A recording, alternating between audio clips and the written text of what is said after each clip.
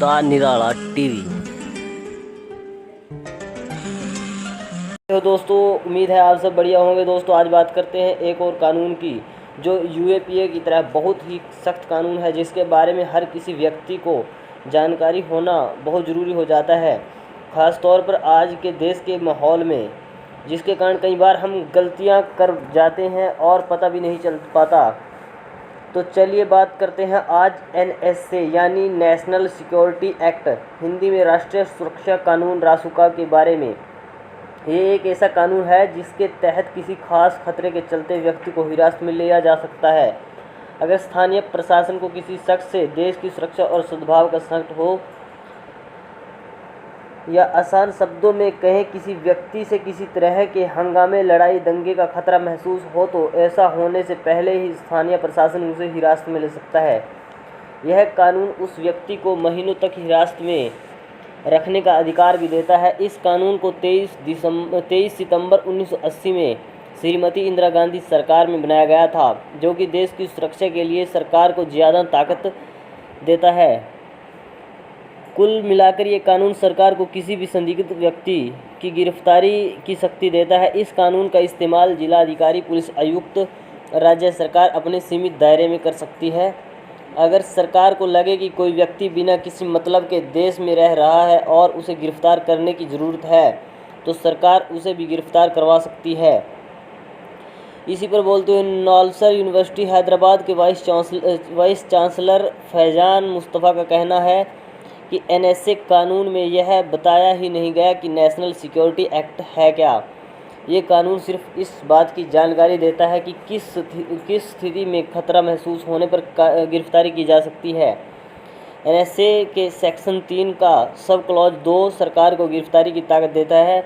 इसमें कहा गया है कि सरकार किसी ऐसे व्यक्ति को गिरफ्तार कर सकती है जिससे पब्लिक ऑर्डर या कानून व्यवस्था को खतरा हो। अब बात करते हैं इस कानून के नियम और कायदों की। रासुका में संविधान से मिले सबसे बड़े अधिकार मतलब आज़ादी के अधिकार पर रोक लगाई जा सकती है, जो कि रासुका के नियमों में शामिल है। आसान भाषा में बताता हूँ, जैसे हर कोई व्यक्ति कह देता है कि मुझे किसी काम को करने के लिए घूमने फिरने, बोलने चालने, रहने सहने की आज़ादी संविधान ने दी है, लेकिन अगर सरकार को आपके किसी काम से खतरा महसूस हुआ तो इस कानून के तहत वो आज़ादी आपके पास नहीं रहेगी, आपको हिरासत में ले लिया जाएगा।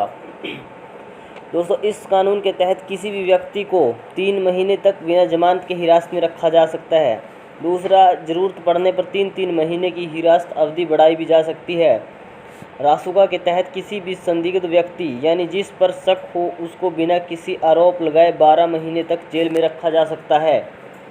गिरफ्तारी के बाद जिला अधिकारी को राज्य सरकार को बताना पड़ता है कि किस आधार पर गिरफ्तारी की गई, और हिरासत में लिए गए व्यक्ति सिर्फ हाई कोर्ट की एडवाइजरी बोर्ड के सामने ही अपील कर सकता है, और मुकदमे के दौरान रासुका लगे व्यक्ति को वकील करने की अनुमति तक नहीं मिलती। जब मामला कोर्ट में जाता है तो सरकारी वकील मामले की जानकारी कोर्ट को देता है और जज ही उसकी मेरिट जांचता है।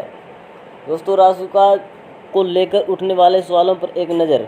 जानकारों का कहना है कि रासुका जैसे कानूनों को अपराधी के अंदर डर पैदा करने के लिए बनाया गया था, लेकिन इसके कथित राजनीतिक इस्तेमाल से दिक्कतें पैदा हो रही हैं। सरकारों पर ऐसे लोगों के खिलाफ भी रासुका का गलत इस्तेमाल करने के आरोप लगते हैं जो सरकार की नीतियों या सरकार के खिलाफ विरोध प्रदर्शनों में हिस्सा लेते हैं। आपने देखा ही होगा डॉक्टर कफील खान के मामले में उन पर रासुका लगाया गया था, लेकिन बाद में हाई कोर्ट ने खारिज कर दिया था। सरकार ये साबित नहीं कर पाई थी कि डॉक्टर कफील के भाषण से कानून व्यवस्था का संकट कैसे पैदा हो गया। उससे पहले चंद्रशेखर रावण के मामले में भी ऐसा ही हुआ था। डॉक्टर कफील के मामले में तो इलाहाबाद हाई कोर्ट ने अपने फैसले में तफसील से समझाया था कि एनएसए जैसे कानून का इस्तेमाल कैसे होना चाहिए।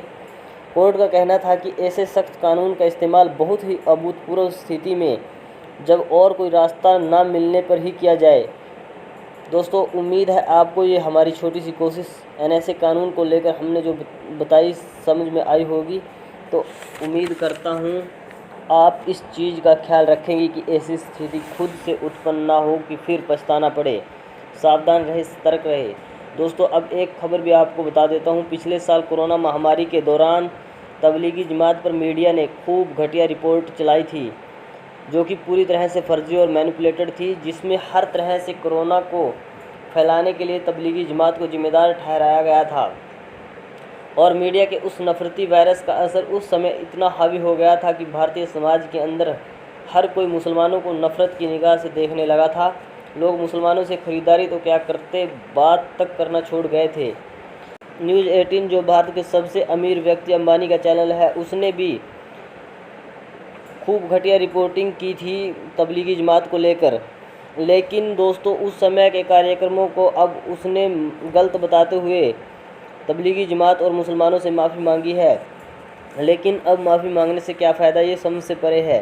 परंतु अभी बहुत से ऐसे चैनल हैं जिन्होंने अभी भी कोई माफ़ी नहीं मांगी, जिसमें तिहाड़ी का चैनल भी शामिल है। हालांकि दोस्तों सुप्रीम कोर्ट ने मीडिया कार्यक्रमों को तबलीगी जमात को लेकर की गई रिपोर्टिंग को पहले ही गलत बताया था, और बॉम्बे हाई कोर्ट ने भी ये कहा था कि इस बात का कोई प्रमाण नहीं है कि विदेशी तबलीगियों ने कोरोना फैलाया है। द निराला टीवी में आज इतना ही। मिलते हैं किसी बड़े मुद्दे के साथ। खबर को लाइक शेयर कमेंट जरूर करें, चैनल को सब्सक्राइब करें। धन्यवाद।